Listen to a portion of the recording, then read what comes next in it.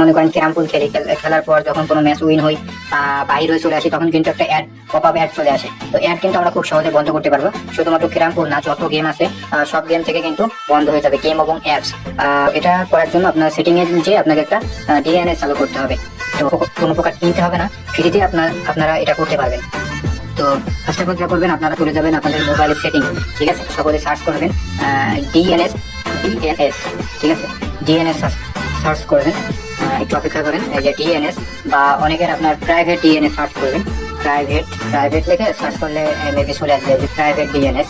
তো করার জন্য আমরা যা করবো, আপনার মনে হয় অফ থাকবে, ওয়ান করার জন্য আপনারা যে প্রাইভেট ডিএনএস হোস্ট নেম বা আপনার অন্য কিছু থাকতে পারে, ওখানে ক্লিক করে আপনারা এই জায়গায় আসবেন। আসার পর আপনারা এখানে একটা ডিএনএস সেট করবেন। ডিএনএস হচ্ছে dns.adguard.com, ঠিক আছে?